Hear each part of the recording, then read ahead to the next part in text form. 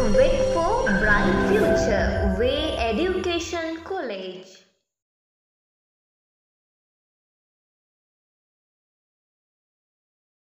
வீடியோக்குள்ள போறதுக்கு முன்னாடி என்னோட சேனலை சப்ஸ்கிரைப் பண்ணிக்கோங்க. பக்கத்துல இருக்கக்கூடிய பெல் பட்டனையும் பிரஸ் பண்ணிக்கோங்க. அஸ்ஸலாமு அலைக்கும் வரஹ்மத்துல்லாஹி வபரகாத்துஹு. எனது பெயர் எம்ஆர் முஹா. காப்பாத சாதாரண தர பரீட்சையில் எழுதி அதன் பெறுபேறுகளை எதிர்பார்த்த நிலையில் காப்பாத உயர் தரத்திற்காக தயார்படுத்திக் கொண்டிருக்கும் இந்நிலையில் கல்வி நிறுவனத்தின் ஊடாக நான் கற்றவற்றை அடுத்து வருகின்ற சகோதர சகோதரிகளுக்கும் கற்பிப்பதற்கு ஒரு வாய்ப்பை ஏற்படுத்தி தந்ததற்காக முதலில் அல்லாஹ்வுக்கும் அதன் பிறகு கல்வி நிறுவனத்திற்கும் அதன் ஸ்தாபகர் அதன் அதிபர் உட்பட அனைவருக்கும் என் மனமார்ந்த நன்றிகளை தெரிவித்துக் கொள்கிறேன். இன்று கடந்த கால வினாத்தாள்கள் பற்றி உங்கள் முன்னிலையில் கலந்தாலோசிப்பதற்காக இன்று வந்துள்ளேன். 2019ஆம் ஆண்டு வினாத்தாள் 1 பகுதி A முதலாம் வினா. இறக்குமதி செய்யப்பட்ட ஒரு குறித்த பொருளுக்காக 9% சுங்கத்தீர்வை அளவிடப்படுகின்றது. இப்பொருளின் பெருமானம் ரூபாய் 6000 எனில் சுங்கத்தீர்வையாக செலுத்த வேண்டிய பணத்தை காண்க. இங்கு சுங்கத்தீர்வை அளவிடப்படும் சதவீதம் தரப்பட்டுள்ளது 9% என்று. அப்பொருளின் பெருமானம் தரப்பட்டுள்ளது ரூபாய் 6000 என்று.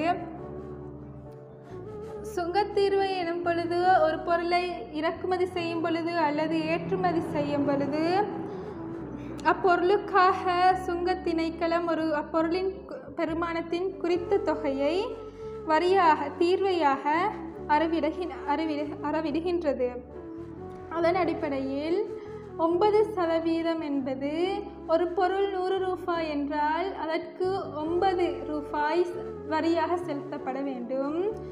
ஆகவே 100க்கு 9 என்றால் 6000 ரூபாவுக்கு காண வேண்டும். சைஃபரையும் வெட்டேலும் 9 6 54 540 ரூபாய். 6000 பெறுமதியுள்ள பொருளுக்கு 540 ரூபாய் சுங்கத்தீர்வையாக செலுத்தப்பட வேண்டும். இரண்டாவது வினா காரணி காண்க. காரணிகள் தொடர்பான ஒரு வினாவாக காணப்படுகின்றது. x வர்க்கம் சக 3x சய 10. x வர்க்கத்தின் குணகம் 1 சய 10 ஒன்றால் பெருக்கும் பொழுது சய 10 பெறப்படும். ஏதாவது 2 இலக்கங்களை பெருக்கும் பொழுது சய 10 கூட்டும் பொழுது அல்லது கழிக்கும் பொழுது சக 3 விடையாக பெறப்பட வேண்டும். அவ்வாறான ஒரு இலக்கத்தை தெரிவு செய்ய வேண்டும். அதன் அடிப்படையில் I2 10 5லிருந்து 3ஐ கழிக்கும் பொழுது 2ஐ கழிக்கும் பொழுது சக 3 பெறப்படும். சக 3 பெறப்பட வேண்டுமென்றால் இங்கு சய 10 என்பதால் ஓர் இலக்கம் கட்டாயம் சய என்ற குறியீட்டை பெற்றிருக்க வேண்டும். 3 என்பது சக பெருமானத்தை பெற்றிருப்பதனால் பெரிய இலக்கம் சக பெருமானத்தையும் சிறிய இலக்கம் சய பெருமானத்தையும் பெற்றுக்கொள்ளும். சகத்தர சய 5லிருந்து 2ஐ கழிக்கும் பொழுது 3 பெறப்படும். x வர்க்கம் சக 5x சய 2x சய 10. 5xலிருந்து 2xஐ கழிக்கும் பொழுது 3x பெறப்படும். இங்கு எமக்கு கோவையாக இங்கு 2ஆக பிரிக்கலாம். இங்கு இவ்விரண்டு இலக்கத்திலும் பொதுவான இலக்கத்தை வெளியெடுக்கலாம். எக்ஸை வெளியெடுக்கும் பொழுது x சக 5. இங்கு சய 2x சய 10 காணப்படுகின்றது. அதில் சய 2ஐ வெளியெடுத்தோமேயானால் x சய தர சக தான் சயவாகும். ஆகவே இங்கு சக வர வேண்டும். 10க்கு 2 5 முறை x சக 5 x சக 5 x சக 5 x சக 5 பொதுவாக எடுக்கணும். மீதி இருக்கிற x சய 2 x சய 2 இடப்படும். மூன்றாவது வினா முக்கோண முக்கோணிகளின் அகக்கோணங்களின் கூட்டுத்தொகை என்ற தேற்றத்துடன் தொடர்புடைய ஒரு வினாவாக காணப்படுகின்றது.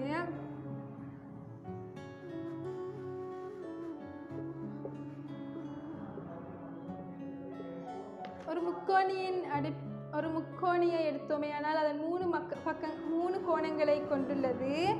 மூன்று கோணங்களினதும் கூட்டுத்தொகை 180 பாகையாக காணப்படும். 100 சக எக்ஸ் சக எக்ஸ் மூன்று கோணங்களையும் கூட்டும் பொழுது 180 பாகை காணப்படும். எக்ஸையும் எங்களுக்கு கூட்டேலும். கூட்டினார் 2x சமன் 180. 2x உடன் 100 கூட்டப்பட்டுள்ளது. ஆகவே சமனுக்கு அங்காள பக்கம் போசல சயவாக மாறும். 2x சமன் 180 சய 100. 2x சமன் 180 100 கழிக்கும் பொழுது 80 பெறப்படும். x சமன் 80 2 இங்கு பெருக்கப்பட்டிருப்பதால் சமனுக்கு அங்காள வரும்போது வகுக்கப்படும். 80 2 வகுத்தமையானால் x சமன் 40 பாகை என்று பெறப்படும். 4வது வினா மடக்கையுடன் தொடர்புடைய ஒரு வினா. log 2 a சமன் 5 என தரப்படின் a பெருமானத்தை 2 ஒரு வலுவாக எழுதுக. இங்கு மடக்கையில் தரப்பட்டுள்ளது. இங்கு வினவப்படுவது a பெருமானத்தை 2 வலுவாக கேட்கப்படுகின்றது. அதற்கு எமக்கு தெரிந்த ஒரு வழி சுட்டிகள் எனும் பொழுது மடக்கையை சுட்டியாக மாற்ற வேண்டி வரும். அதன் அடிப்படையில் இது மடக்கையில் காணப்படுகின்றது. இதனை சுட்டியாக மாற்ற வேண்டும். சுட்டியாக மாற்றினால் 2 சமனுக்கு அங்காள பக்கம் இருக்கிற 5 இங்கால வர சமனுக்கு இங்கால இருக்கிற 2 வலு சமனுக்கு அங்கால செல்லும். a 2 5 a சமன் 2 5 2 வலுவாக கேட்கப்பட்டுள்ளது. 5வது வினா வீதம் தொடர்பான ஒரு வினாவாக காணப்படுகின்றது. 60 லிட்டர்/நிமிடம் எனும் வீதத்தில் நீர் பாய்ந்து வரும் ஒரு குழாயை பயன்படுத்தி 420 லிட்டர் கொள்ளளவுள்ள ஒரு தொட்டியில் நீரை நிரப்புவதற்கு எடுக்கும் நேரத்தை காண்க. வீதம் எனப்படும் பொழுது கனவளவை நேரத்தால் வகுக்கும் பொழுது பெறப்படுவதுதான் வீதம். இங்கு வீதம் தரப்பட்டுள்ளது, கொள்ளளவு அதாவது கனவளவும் தரப்பட்டுள்ளது. ஆகவே நேரத்தை காண்பது மிகவும் இலகுவானது. வீதம் சமன் கனவளவின் கீழ் நேரம்.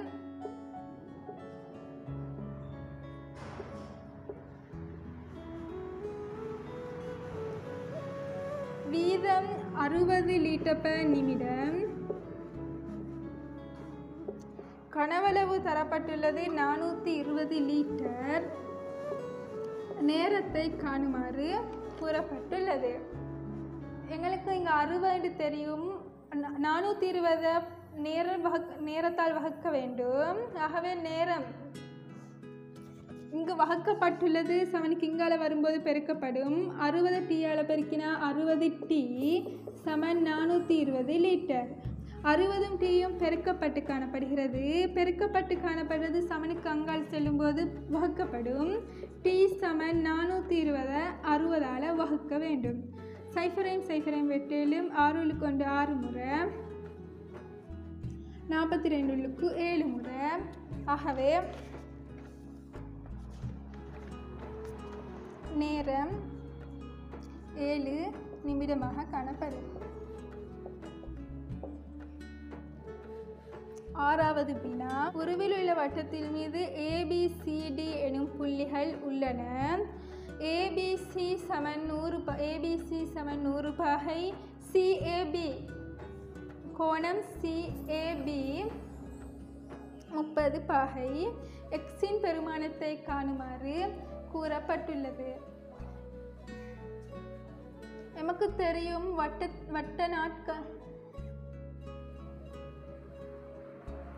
வட்ட நாண்கள் அதனுடன் தொடர்புடைய ஒரு தேட்டம். ஒரு நாணினால் எதிரமைக்கின்ற அனைத்து கோணங்களும் சமனாகும். ஏபி என்ற நாணினால் எக்ஸ் என்ற கோணம் எதிரமைக்கப்பட்டுள்ளது. அதேவேளை அந்நாளினாலேயே சி என்ற கோணமும் எதிரமைக்கப்பட்டுள்ளது. ஆகவே எக்ஸ் கோணம் ஏடிபி கோணமும் ஏசிபி கோணமும் சமனாக காணப்படும். ஆகவே ஏசிபி கோணம் எக்ஸ் பாகையாக காணப்படும்.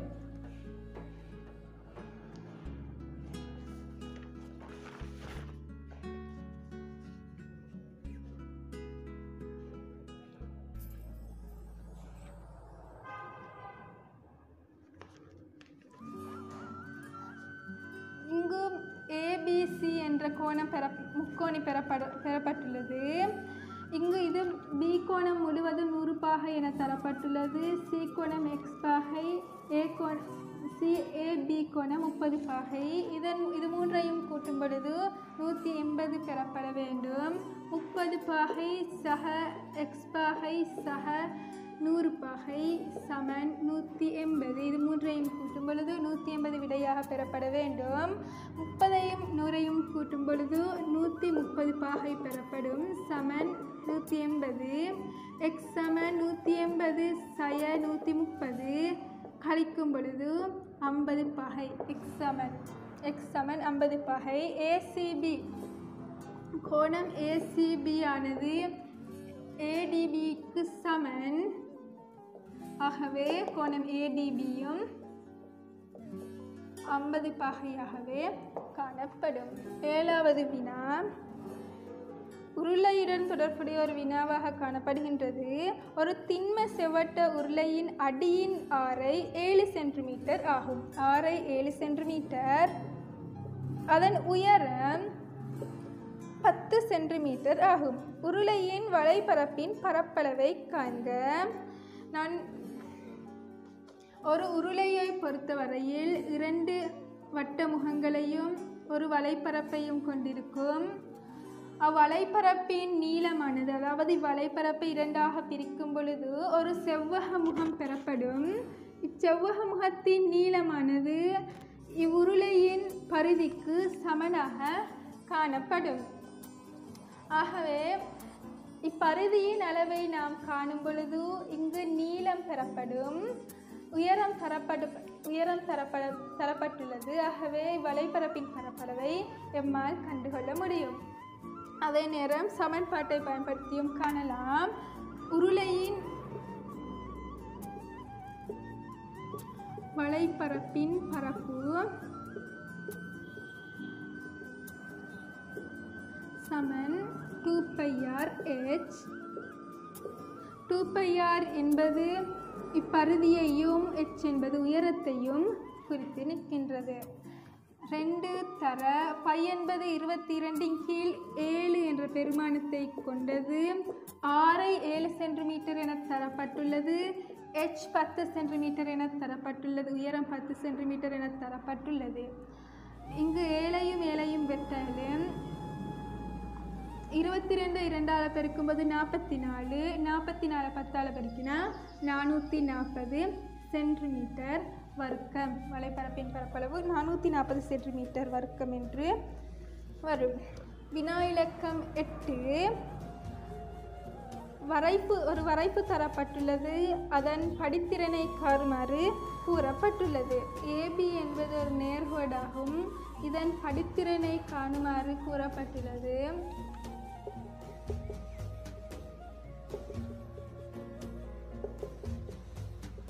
இங்கு 2 ஆள்கூறுகள் குறித்து காட்டப்பட்டுள்ளது. 1 4 எனப்படக்கூடிய ஒரு ஆள்கூறும் 2 6 எனப்படக்கூடிய ஒரு ஆள்கூறும் நமக்கு குறித்து காட்டப்பட்டுள்ளது. முதலில் எக்ஸ் ஆள்கூறு எழுதப்பட வேண்டும். அதன் அடிப்படையில் 1, இரண்டும் சந்திக்கின்ற புள்ளி 4. ஆகவே 1, 4. இரண்டாவது ஆள்கூறு 2 6. 2, 6. இங்கு வினா படித்திறனை காணுமாறு கூறப்பட்டுள்ளது. படித்திறன் காண்பதற்கு சமன்பாடு m சமன் y1 சய y2 கீழ் x1 சய x2. 1 என்பது x1 முதல் ஆள்கூறு என்பதனால் 1 என்பது x1 4y1 x2 y2 என்று குறிப்பிட வேண்டும். y1 4, y2 என்பது 6, x1 என்பது 1, சய x2 என்பது 2.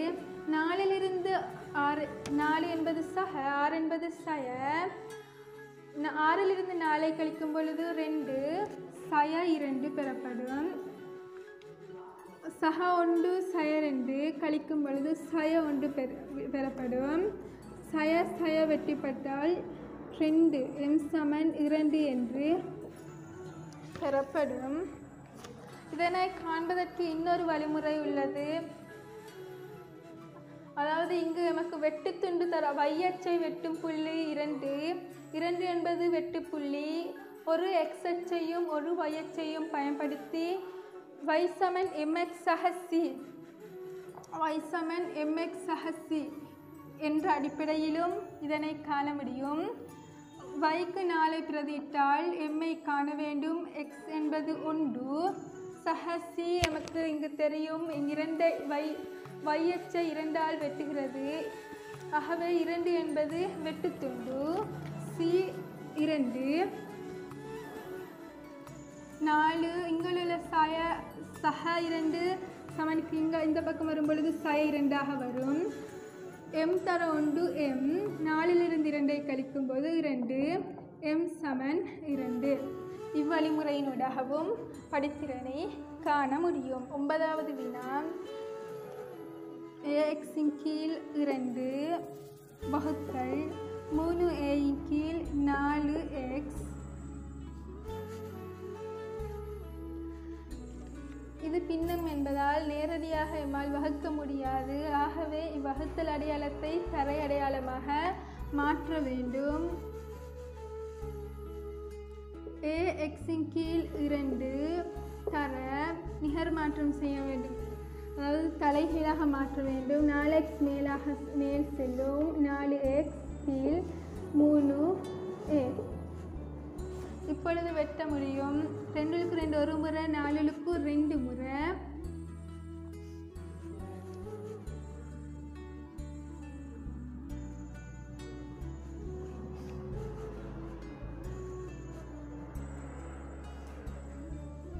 இங்கு a காணப்படுகிறது. a-ஐயும் a-ஐயும் வெட்ட முடியும். 2x தர 2x 2x வர்க்கம் கீழ் 3, 2x வர்க்கத்தின் கீழ் 3 விடையாக பெறப்படும். 10வது வினா, தரப்பட்டுள்ள உருவில் செங்கோண முக்கோணி ABC என்பது ஒரு செங்கோண முக்கோணி.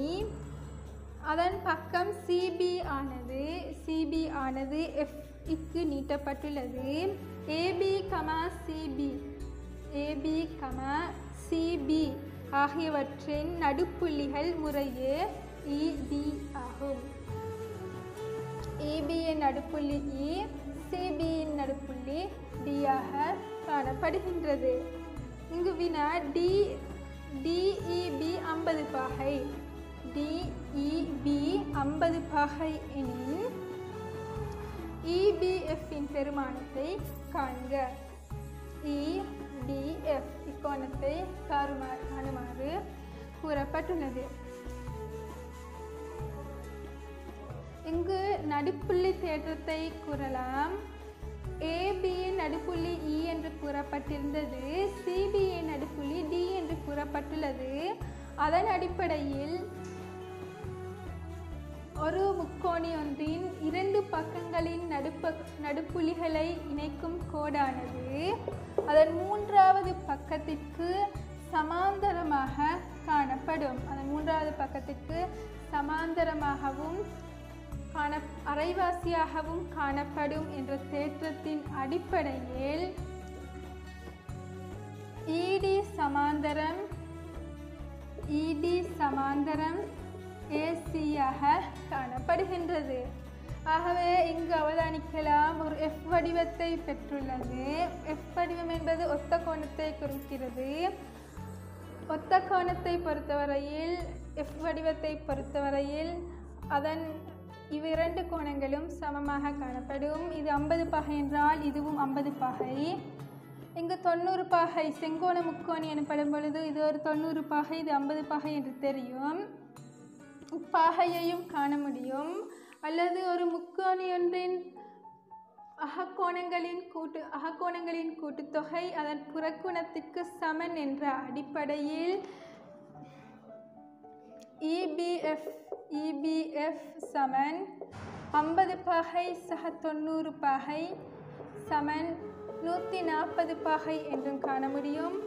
அல்லது இக்கோணத்தை கண்டு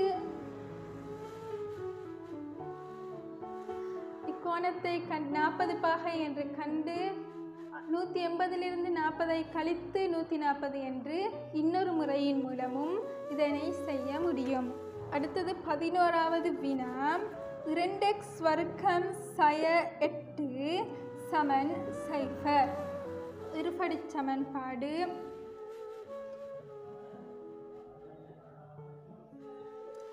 சமன் 0 என்று தரப்பட்டுள்ளது. ஆகவே இங்கு 2 விடைகள் பெறப்படும்.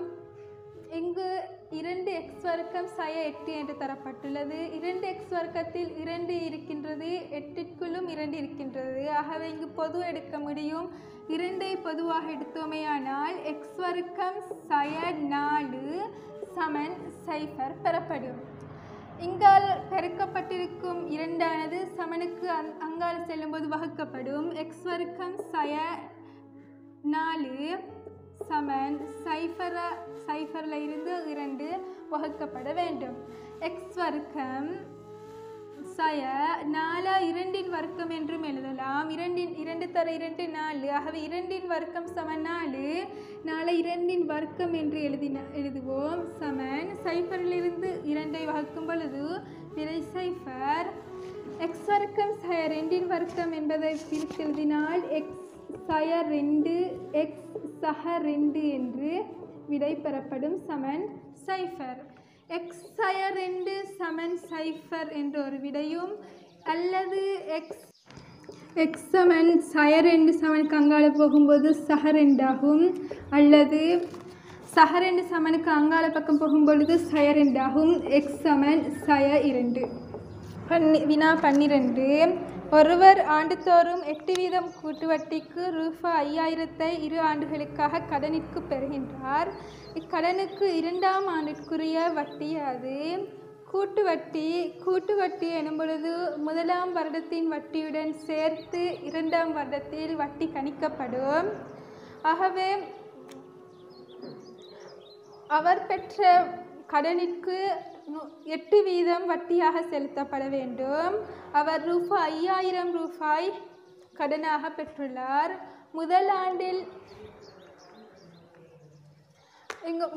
முதலாண்டில் அவருடைய வட்டியை கணிக்க வேண்டும். முதலாண்டிற்கான வட்டி முதலாவது ஆண்டிற்கான வட்டி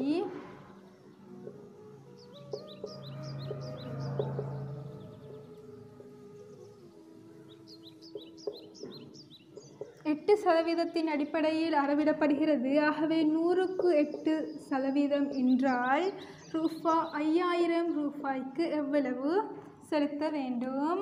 2 சைஃபரையும் 2 சைஃபரையும் வெட்டலாம். 8 40 400 ரூபாய் அவர் முதலாண்டிற்கு வட்டியாக செலுத்த வேண்டும். 2வது ஆண்டில் ஆரம்பத்தில் அவர் 5000 ரூபாய் கடன் இருக்கின்றது, 400 ரூபாய் வட்டி இருக்கின்றது. இரண்டுக்கும் சேர்த்தே வட்டி கணிக்கப்படும். ஆகவே 2வது ஆண்டின் முதலில்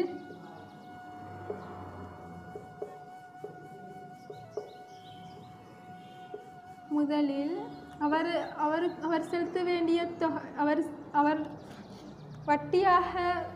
வட்டி கணிப்பதற்கு ஆரம்பத்தில் இருந்த தொகையுடன் வட்டி தொகையும் சேர்ந்து கூட்டப்பட்டு அதிலிருந்தே வட்டி கணிக்கப்படும். சக 5400 ரூபாய்க்கு அவர் அவருடைய 2ஆம் ஆண்டிற்கான வட்டி கணிக்கப்படும். 2வது ஆண்டிற்கு அவர் வட்டி செலுத்த 2வது ஆண்டிற்கு அவர் 5400 ரூபாய்க்கு 100ல் 8 அடிப்படையில் அவர் வட்டி செலுத்த வேண்டும். 2வது ஆண்டிற்கான வட்டி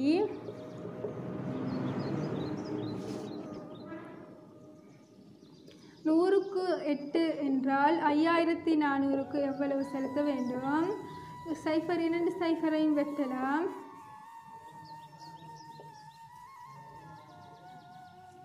432 ரூபாய் 2ஆம் ஆண்டுக்கான வட்டி.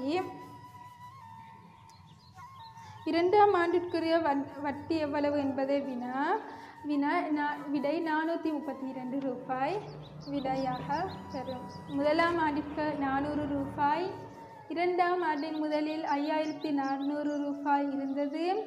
அதற்கு 100க்கு 8 என்ற வீதத்தில் வட்டி கணிக்கும் பொழுது 432 ரூபாய் அவர் 2ஆம் ஆண்டிற்கான வட்டி செலுத்த வேண்டும். 13வது வினா, உருவில் ஒரு வட்ட நாட்பக்கல் ABCD தரப்பட்டுள்ளது. பக்கம் AB ஆனது Eக்கு நீட்டப்பட்டுள்ளது. மேலும் BCD 120 பாகை, CBE 70 பாகை ஆகும். தரப்பட்டுள்ள தகவல்களுக்கு ஏற்ப Xயினதும் Yயினதும் பெருமானத்தை காண வேண்டும். இங்கு ABCD என்பது ஒரு வட்ட நாட்பக்கல் என்று தரப்பட்டுள்ளது.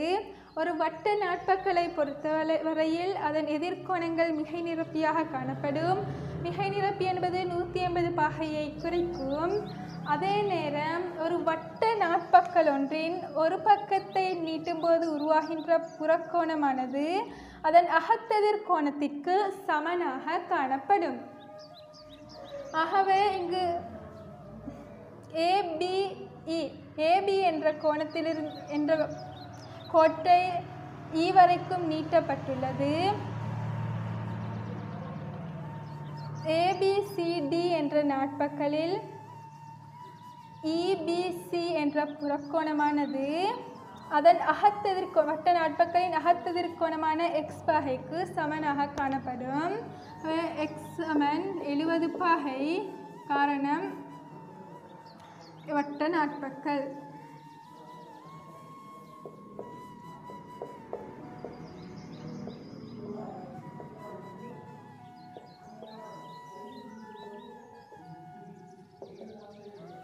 இங்கு X 70 பாகை என்று பெறப்பட்டுள்ளது.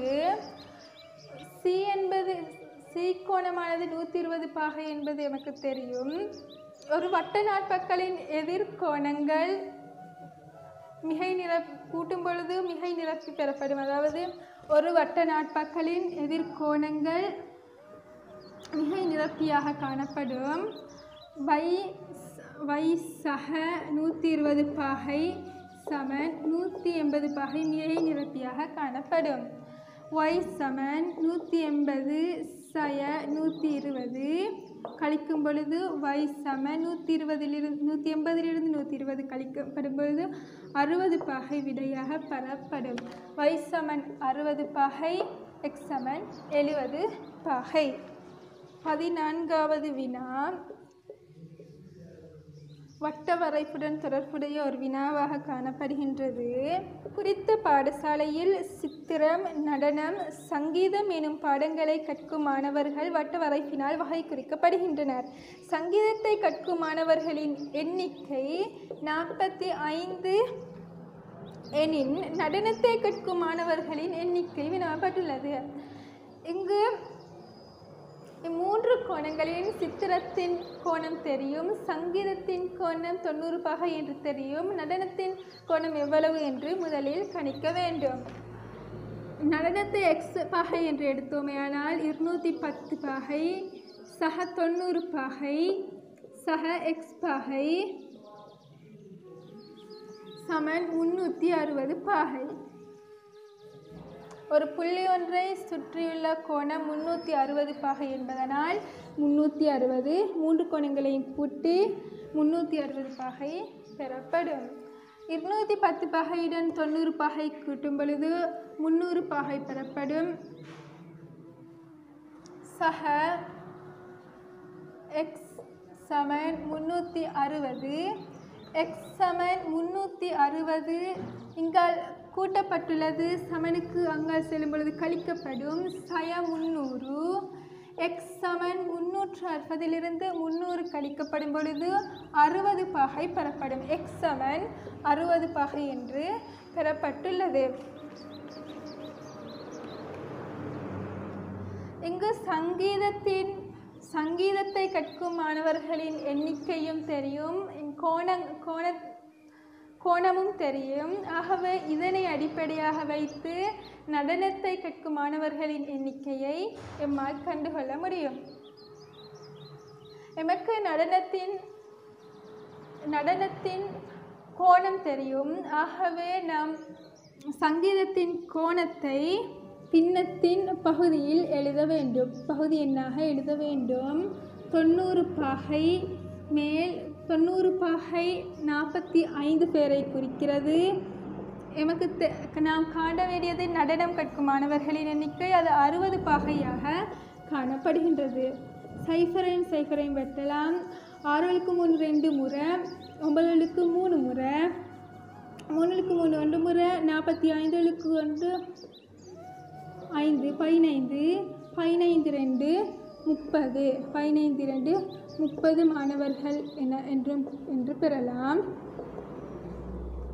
அதே நேரம் இங்கு சங்கீதம் கற்கும் மாணவர்களின் எண்ணிக்கை 45, அதன் கோணமாக கூறப்பட்டுள்ளது 90. 45இன் 2 மடங்கு கோணமாக காணப்படுகின்றது. அதன் அடிப்படையிலும் 90 பகைக்கு 45 மாணவர்கள் என்றால்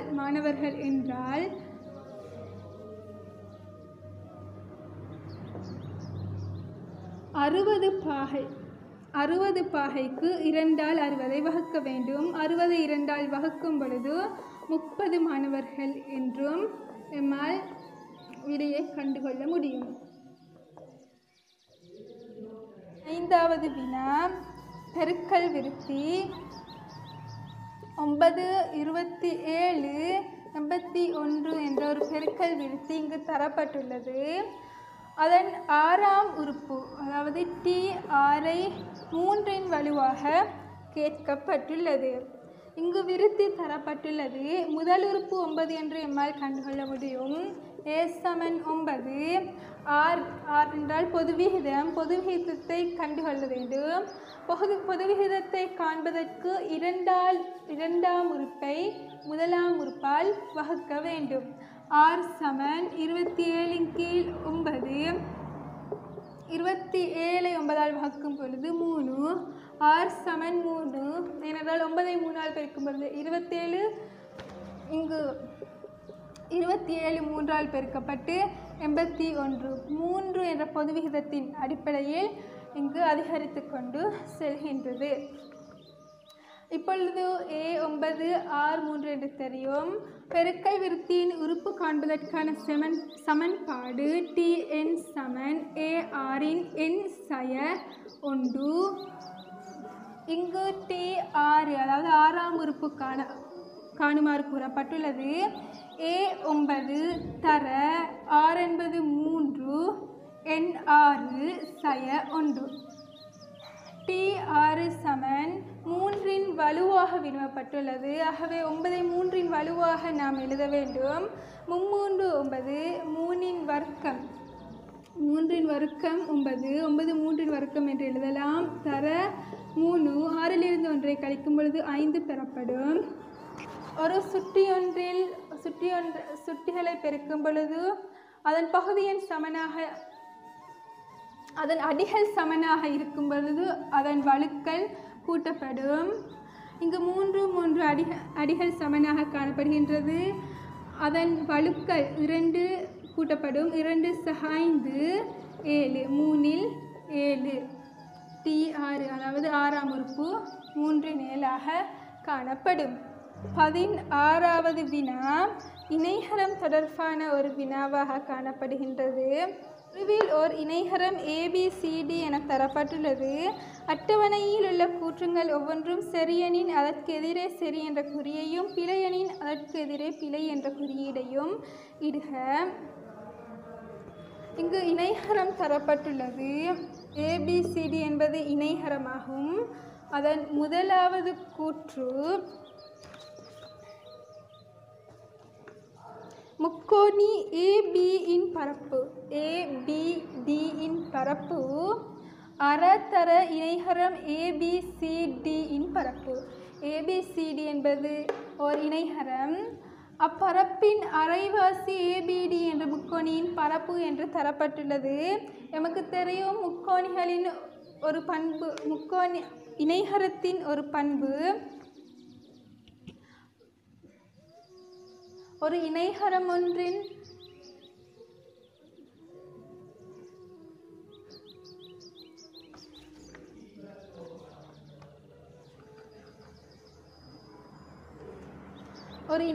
ஒன்றின் மூலை விட்டங்கள் அதன் பரப்பளவை இருசமகூறிடும். DB என்பது ஒரு மூலை விட்டமாக காணப்படுகின்றது. ஆகவே ABD DBC என்பன சமனாக காணப்படும். ஏனென்றால் இணைகரம் தொடர்பான தேற்றத்தில் மூலைவிட்டங்கள் அதன் பரப்பளவை இருசமகூறிடும். அதன் அடிப்படையில் ABCD என்ற இணைகரத்தின் பரப்பளவை DB என்ற மூலைவிட்டம் இருசமகூறிட்டிருக்கிறது. அதன் அடிப்படையில் முக்கோணம் ABD ஆனது ABCD என்ற இணைகரத்தின் அரை பரப்பளவாக காணப்படும். முதலாவது கூற்று சரியாக காணப்படும். இரண்டாவது கூற்று மூலைவிட்டம் DB ஆனது கோணம் ADC என்ற கோணத்தை இருசமகூறிடுகின்றது. ADC இங்கு நமக்கு தெரியும் ADC என்ற கோணமானது இங்கு DB என்ற கோடானது ADC என்ற கோணத்தை இருசமகூறிடவில்லை. அது நேராக D என்ற புள்ளியிலிருந்து B என்ற புள்ளியுடன் மாத்திரமே இணைக்கப்பட்டுள்ளது. அக்கூற்று பிழையாக காணப்படும். 17 பின்வரும் 3 அட்சரகணித உறுப்புகளிலும் பொது மடங்குகளுள் சிறியதை காணுங்க. அதாவது போமசியை காண வேண்டும். இங்கு 3x வர்க்கம் 6xy 2y இது மூன்றிலும் போமசி அதாவது பொது மடங்குகளுள் சிறியதை காண வேண்டும். இதற்கு பல வழிமுறைகளினூடாக போமசியை காண முடியும். நேரடியாக 3x வர்க்கம் 6xy 2y என்பதை டானா முறையில் டானா என்ற அடிப்படையிலும் காண முடியும். இங்கு 6க்கும் 2க்கும் 2 பொதுவாக இருப்பதால் 2 வெளியே எடுக்கப்படுகிறது. 3x வர்க்கம் 3xy இங்கு 3 காணப்படுகிறது. ஆகவே 3 வெளியே எடுக்கலாம். 3 வெளியே எடுக்கும்போது எஞ்சுவது x வர்க்கம் x y. இங்கு x காணப்படுகிறது. ஆகவே xஐ வெளியெடுக்கும் பொழுது x 1 y. இன்னொரு முறையும் xஐ வெளியே எடுக்கலாம். 1 y. இங்கு y காணப்படுகிறது. ஆகவே yஐ வெளியே எடுக்கும் பொழுது 1 பெறப்படும். இங்கு போமசி 2 தர 3 தர x தர x தர y ஈர்முனு 6 x தர x x வர்க்கம் y இவ்வாறும் காண முடியும். அல்லது இதன் காரணிகளை எழுதுவதன் மூலமும் காண முடியும். அல்லது தனியாக 3 6 2 இலக்கங்களுக்கு மாத்திரம் போமசி கண்டு ஆங்கில எழுத்துக்களின் உயர் வலுக்களை எழுதுவதன் மூலம், அதாவது 3 6 2 இதன் மூன்றினதும் போமசி 6ஆக காணப்படும். x வர்க்கத்தின் உயர்வலு x வர்க்கம் y வர்க்கத்தின் உயர்வலு y. ஆகவே rx வர்க்கம் y என்றும் இதற்கு விடை காண முடியும். 8வது வினா, தரப்பட்டுள்ள உருவிலுள்ள வட்டத்தின் மையம் O ஆகும். அதில் காட்டப்பட்டுள்ள தகவல்களுக்கு ஏற்ப x-இன் பெருமானத்தை காண்க. கோணம் x-ஐ காணுமாறு கூறப்பட்டுள்ளது. எமக்கு தெரியும் வட்டத்துடன் தொடர்புடைய தேற்றங்களில் ஒரு நாணினால் அமைக்கப்படும் மைய கோணமானது அந்நாளினால் அமைக்கப்படும் பருதிக்கோணத்தின் 2 மடங்காக காணப்படும். அதாவது பருதிக்கோணத்தின் பருதிக்கோணத்தின் 2 பங்கு மைய கோணமாக காணப்படும். கோணம் AOB ஆக 2ACB கோணம் காணப்படும். அதன் அடிப்படையில் CX பாகை என்றால் AOB 2X ஆக காணப்படும். இங்கு O என்பது மையத்தினால் பரிதிக்கு கோடு வரையப்பட்டுள்ளது. மையத்திலிருந்து பரிதிக்கு வரையப்படும் கோடானது ஆரை ஆகும். OB என்பது மறை. ஆகவே OAOB என்பது சமனாக காணப்படும். இரு சமபக்க முக்கோணியாக காணப்படும் பொழுது சமனுக்கு நேராக உள்ள இக்கோணமும் சமனுக்கு நேராக உள்ள இக்கோணமும் சமனாக காணப்படும். ஆகவே இது 55 பாகை என்றால் இதுவும் 55 பாகையாகவே காணப்படும். இப்பொழுது ஒரு முக்கோணியின் அகக்கோணங்களின் கூட்டுத்தொகை 180 பாகை என்ற அடிப்படையில் நம்மால் விடையை காணலாம். 2x பாகை சக 55 சக 55 சமன் 180 பாகை. 2x சக 55 சக 55 110 பாகை சமன் 180. 2x சமன் 180 சய 110. 2x சமன் 180 110 கழிக்கும் பொழுது 70 பெறப்படும். x சமன் 70 இங்கு பெருக்கப்பட்டு காணப்படுகிறது. சமனுக்கு அங்கால் செல்லும் பொழுது வகுக்கப்படும். 70 2 வகுக்கப்படும் போது x சமன் 35 பாகை என்று பெறப்படும். ஆகவே x சமன் ACB சமன் 35 பாகை. ஒரு சமதள தரையில் இருக்கும் ABCD எனும் இரு நிலைக்குத்து கம்பங்கள் உருவில் காட்டப்பட்டுள்ளன. Dயிலிருந்து அவதானிக்கும் போது Bயின் ஏற்றக்கோணம் 42 பாகையும் Aயின் இறக்கக்கோணம் 58 பாகையும் ஆகும். இத்தகவலை உருவில் வகை குறிக்க இங்கு 2 நிலைக்குத்து கம்பங்கள் காணப்படுகின்றது. AB DC.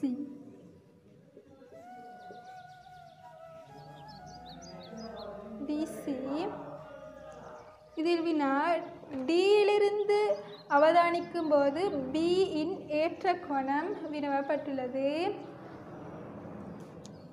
Bயின் ஏற்ற கோணம் 42 பாகை என்று தரப்பட்டுள்ளது. இங்கு ஒரு கண்மட்டத்திலிருந்து உயர்த்தி பார்க்கும் பொழுது அது ஏற்ற கோணமாகவும் கண்மட்டத்திலிருந்து குனிந்து பார்க்கும் பொழுது அது இறக்க கோணமாகவும் காணப்படும். Dயை கண்மட்டமாக எடுத்தோமேயானால் ஏற்ற கோணமாக இவ்வாறு காணப்படும். இக்கோணம் 42 பாகையாக காணப்படும். அதே நேரம் அவர்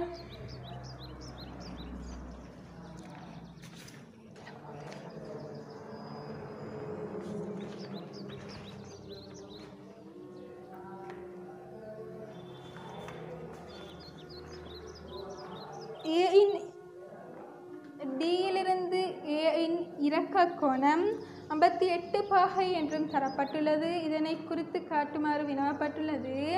கண்மட்டத்திலிருந்து அவர் குனிந்து பார்க்கிறார். ஆகவே இறக்க கோணம் இது இறக்க கோணமாக காணப்படும். இக்கோணம் 58 பாகையாக காணப்படும். 20வது வினா, ஒரு பையில் 35 சர்வசம மாபில்கள் உள்ளன. அவற்றில் ஒரு குறித்த எண்ணிக்கையில் வெள்ளை மாபில்கள் இருக்கும். அதேவேளை எஞ்சியவை கருப்பு மாபில்களாகும். இப்பையிலிருந்து எளிமாற்றமாக எடுக்கப்படும் ஒரு மாபில் கருப்பு மாபிலாக இருப்பதற்கான நிகழ்தகவு 7/5 எனின் பையில் எத்தனை கருப்பு மாபில்கள் உள்ளன? ஒரு பையில் 35 மாபில்கள் உள்ளன. அதில் சிலது கருப்பாகவும் சிலது வெள்ளை மாபில்களாகவும் காணப்படுகின்றது. அதில் கருப்பாக இருப்பதற்கான நிகழ்தகவு 7/5. கருப்பாக இருப்பதற்கான நிகழ்தகவு 7/5 என்று தரப்பட்டுள்ளது. மொத்த மாபில்களின் எண்ணிக்கை 35. 35 மாபில்களில் 7/5 அதாவது 7ஆக பிரித்து அதில் 5 பங்கு கருப்பு மாபில்களாக காணப்படும். 7/5 கருப்பு மாபில்கள். இங்கு வகுக்கலாம், வெட்டலாம். 7 கையில் ஒரு முறை, 35 கையில் 5 முறை, 5 25. 25 கருப்பு மாபில்கள் இருக்கும்.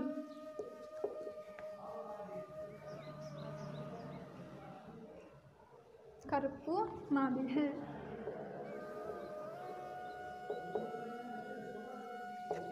உகந்த கேத்திர கணித சொற்களை பயன்படுத்தி கீழே தரப்பட்டுள்ள கூற்றின் உள்ள வெற்றிடங்களை நிரப்புக. ஒரு வட்டத்தின் மையத்தை அவ்வட்டத்தின் ஒரு நாணின் தொடுக்கும் நேர்கோடு அந்நாணிற்கு டேஷ் ஆகும். நமக்கு தெரியும், வட்டத்துடன் தொடர்புடைய தேற்றங்களில் ஒரு வட்டத்தை எடுத்துக்கொண்டமையானால் அதில் ஒரு நாணில் நடுப்புள்ளியிலிருந்து அதன் மையத்திற்கு வரையப்படும் கோடானது அதன் ஆரைக்கு செங்குத்தாக காணப்படும் என்பது தேற்றம். அதை அடிப்படையாக வைத்து இவ்வினா வினவப்பட்டுள்ளது. ஒரு வட்டத்தின் மையத்தை அவ்வட்டத்தின் ஒரு நாணின் நடுப்புள்ளி, ஒரு வட்டத்தின் மையத்தை அவ்வட்டத்தின் நாணின் நடுப்புள்ளி, முதலாவதுக்கு விடை நடுப்புள்ளி, தொடுக்கும் நேர்கோடு அந்நாணிற்கு செங்குத்து ஆகும்.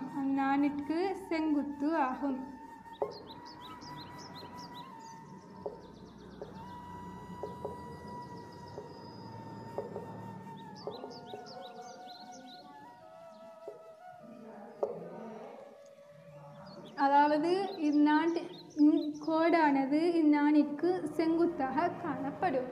22வது வினா தாயங்களுடன் தொடர்புடைய ஒரு வினாவாக காணப்படுகின்றது. 3 1 சய 1 2 2 சய 1 சய 1 1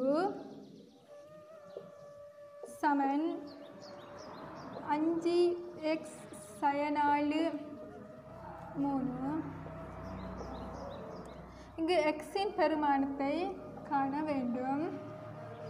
நமக்கு தெரியும், இது இவ்வாறு காணப்படுகின்றது நிறை, இவ்வாறு காணப்படுவது நிரல்களாகும். நிறை நிரலால் பெருக்கப்பட வேண்டும். இங்கு எவ்வித குறியீடும் இல்லாததன் காரணமாக இவ்விரண்டு தாயங்களும் பெருக்கப்பட்டு காணப்படுகின்றது. அதன் அடிப்படையில் 3 1 என்ற நிறையானது 2 சய 1 என்ற நிரலால் பெருக்கப்பட வேண்டும். 3 1 எனப்படக்கூடிய நிறையானது சய 1 1 எனப்படக்கூடிய நிரலால் பெருக்கப்பட வேண்டும். சய 1 2 எனப்படக்கூடிய தாயமான என்னும் நிறையானது 2 சய 1 எனப்படக்கூடிய நிரலால் பெருக்கப்பட வேண்டும்.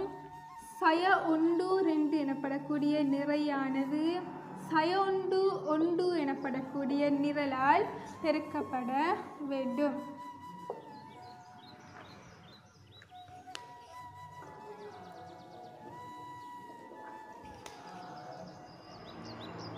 மூன்றை 2ஆல் பெருக்கும் பொழுது 6, 1ஐ 1ஆல் பெருக்கும் பொழுது 1, சக தர சய சய, ஆகவே சய 1, 3 தர 1 3, சக தர சய சய சய 3, 1 தர 1 1, சய 1 தர 2 சய 2,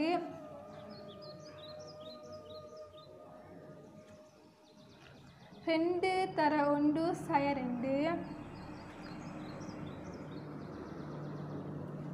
சய 1 தர சய 1 சக 1 சய தர சய சக ஆகவே சய 1 தர சய 1 சக 1 சக 2 தர 1 2 2 6 சக தர சய சய 6 ஒன்றை கழிக்கும் பொழுது 5 பெறப்படும் சய 3 சக 1 சய 3 சக ஒன்றை கூட்டும் பொழுது சய 2 பெறப்படும் சய 2 சக தர சய சய சய 2 சய 2 சய 2 சய 2 ஆகவே கூட்டும் பொழுது சய 4 1 சக 2 3 இங்கு தரப்பட்டுள்ளது போது 5 சய 4 3 என்று பெறப்பட்டுள்ளது. ஆகவே எக்ஸ் சமன் சய 2 எக்ஸ் சமன் சய 2 காணப்படும். 23வது வினா.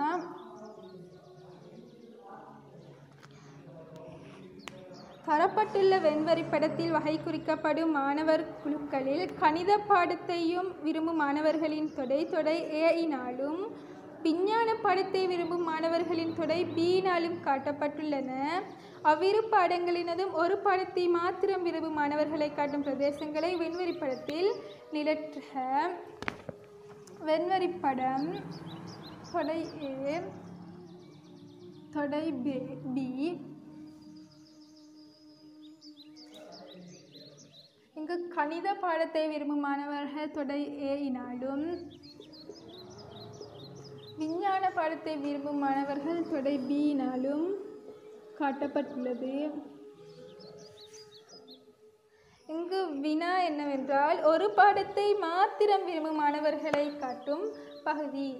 அதாவது கணிதத்தை மாத்திரம் விரும்ப வேண்டும், விஞ்ஞானத்தை மாத்திரம் விரும்ப வேண்டும், இரண்டையும் சேர்த்து விரும்பவும் கூடாது, இரு பாடங்களையும் விரும்பாமல் இருக்கவும் கூடாது, ஏதாவது ஒரு பாடத்தை மாத்திரம் விரும்ப வேண்டும். இந்த வெளியுள்ள பகுதியை பொறுத்தவரையில் 2 பாடங்களையும் விரும்பாத மாணவர்கள் இப்பகுதியை பொறுத்தவரையில் கணிதத்தை மாத்திரம் விரும்பக்கூடியவர்கள், இப்பகுதியை பொறுத்தவரையில் விஞ்ஞானத்தை மாத்திரம் விரும்பக்கூடியவர்கள். இவ்விரண்டு வட்டங்களும் சேர்ந்து காணப்படுகின்ற இப்பகுதியானது 2 பாடங்களையும் விரும்பக்கூடியதாக காணப்படுகின்றது. இங்கு வினா ஒரு பாடத்தை மாத்திரம் விரும்பக்கூடியவர்களை நிலற்ற வேண்டும், பகுதியை நிலற்ற வேண்டும். ஆகவே கணிதத்தை மாத்திரம் விரும்புவது இப்பகுதி, ஆகவே இப்பகுதி நிலற்றப்பட வேண்டும். அதே நேரம் விஞ்ஞானத்தை மாத்திரம் விரும்பக்கூடிய பகுதி இப்பகுதி, ஆகவே இப்பகுதியும் நிலற்றப்பட வேண்டும். ஒரு மோட்டார் காரின் இயக்கத்தை வகை குறிக்கும் ஒரு தூர நேர வரைப்பு உருவி காட்டப்பட்டுள்ளது. மோட்டார் கார் கூடுதலான கதியில் செல்வதை வரைப்பின் இப்பகுதி வகை குறிக்கிறது. இங்கு வினா மோட்டார் கார் கூடுதலான கதியில் செல்வதை வரைப்பில் எப்பகுதி வகை குறிக்கிறது? அக்கதியாது. கூடுதலான கதி எனப்படுது. கதியை காண்பதற்கான சமன்பாடு நமக்கு தெரியும், தூரத்தின் கீழ் நேரம்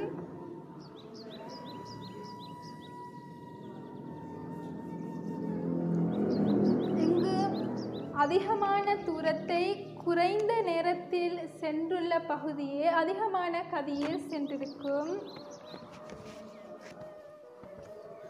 ஆகவே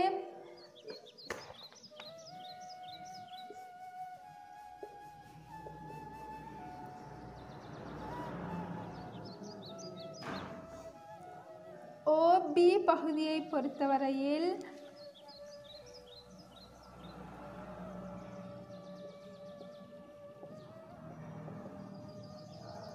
இரண்டு மணித்தியாலத்திற்குள் 120 கிலோமீட்டர் சென்றுள்ளது. BCயை பொறுத்தவரையில் ஓய்வில் இருந்துள்ளது.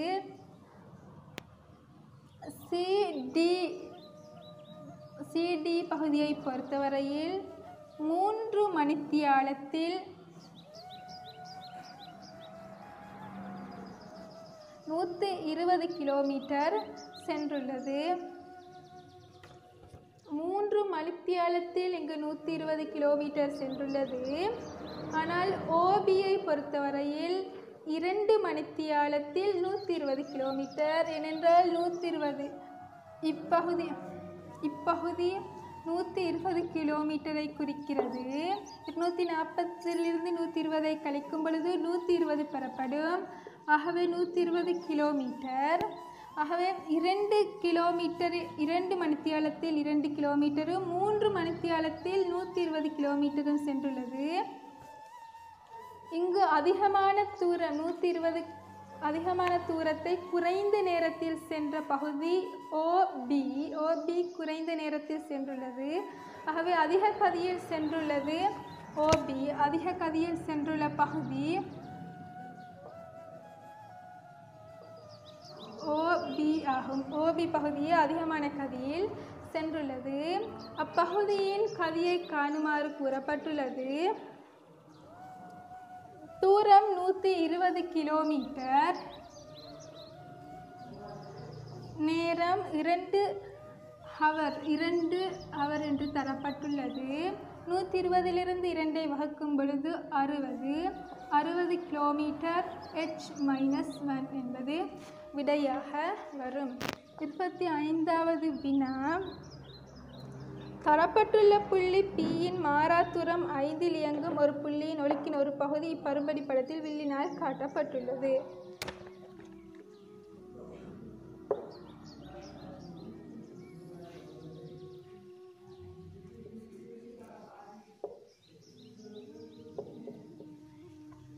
தரப்பட்டுள்ள புள்ளி Pயிலிருந்து மாறாத்தூரம் 5 மீட்டரில் இயங்கும் ஒரு புள்ளியின் ஒழுக்கின் ஒரு பகுதி இப்பெரும்படத்தில் வில்லினால் காட்டப்பட்டுள்ளது. அதாவது Pயிலிருந்து வில்லிற்கு உள்ள தூரம் 5 மீட்டர் என்று தரப்பட்டுள்ளது. நேர்கோடு RS ஆனது Pயிலிருந்து 7 மீட்டர் தூரத்தில் உள்ளது. Pயிலிருந்து கோடு RS ஆனது 7 மீட்டர் தூரத்தில் காணப்படுகின்றது. நேர்கோடு RSலிருந்தும் 5 மீட்டர் தூரத்தில் வில்லின் மீது உள்ள புள்ளிகளை காணும் விதத்தில் இவ்வுருவம் ஒரு பரும்படி படத்தின் மூலம் காட்டுக. இங்கு Pயிலிருந்து வில்லிற்குள்ள தூரம் 5 மீட்டராகும். Pயிலிருந்து RS கோட்டிற்கு உள்ள தூரம் 7 மீட்டராகும். RSலிருந்து சமதூரத்தில் அசையக்கூடிய ஒரு கோட்டை வில்லின் மீது வரைய வேண்டும். இவ்வில்லில் காணப்படுகின்ற 2 புள்ளிகளும் சமதூரத்தில் காணப்பட வேண்டும். சமதூரம் எனப்படும் பொழுது சமாந்தர கோடு வரைய வேண்டி வரும். அப்பொழுது Rலிருந்து காணப்படுகின்ற தூரமும் Sலிருந்து காணப்படுகின்ற தூரமும் சமதூரத்தில் அமைய வேண்டும். அவ்வாறு அமைய வேண்டும் என்றால் அங்கு சமாந்தர கோடு வரைய வேண்டும். சமாந்தர கோட்டை பல்வேறு முறைகளில் வரையலாம். ஒன்று விட்ட கோணம், ஒத்த கோணம் போன்ற பல்வேறு முறைகளில் வரைய முடியும். இங்கு ஒன்று விட்ட கோண முறையில் நாம் சமாந்தர கோட்டை வரைந்தோமேயானால் RP என்ற ஒரு கோணத்தை நாம் குறிப்பிட வேண்டும். இங்கு நாம் ஒரு கோணத்தை உருவாக்க வேண்டும். அக்கோணமானது நாம் உருவாக்கின்ற சமாந்தர இக்கோணத்திற்கு சமனாக காணப்பட வேண்டும். அதாவது வட்டாரியின் மூலமே வரைய வேண்டும். நாம்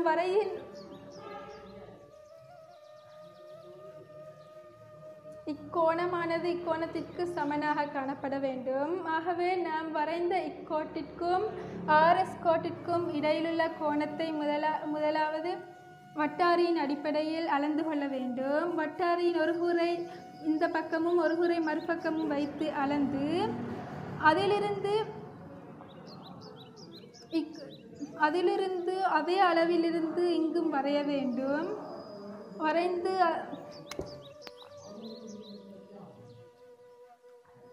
பிழை அவரே செய்வேன்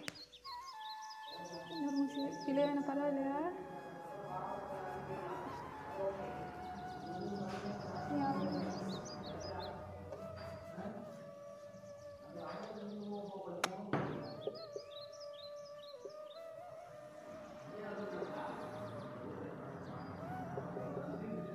Pயிலிருந்து 5 மீட்டர் தூரத்தில் வில்லுள்ளது.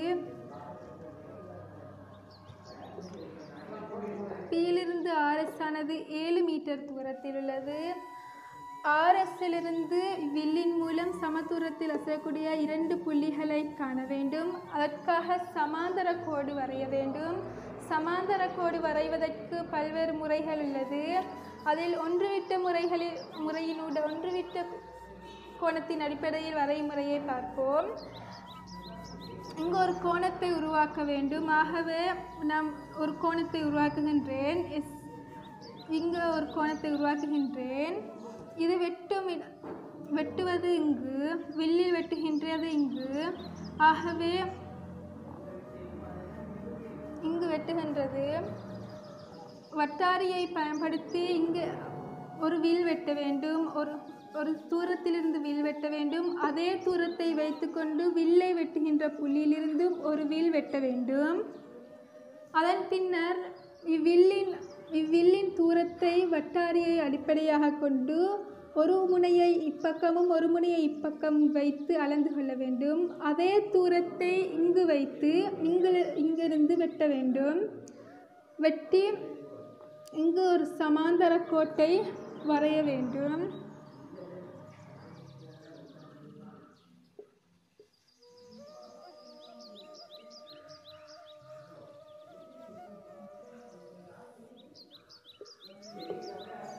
இச்சமாந்தர கோடானது வில்லை இங்கும் வெட்டுகின்றது.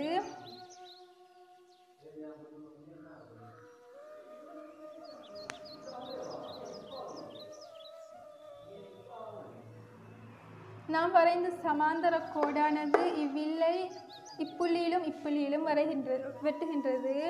அதே நேரம் ஒத்த கோணத்தின் அடிப்படையிலும் எமக்கு சமாந்தர கோடு வரையலாம்.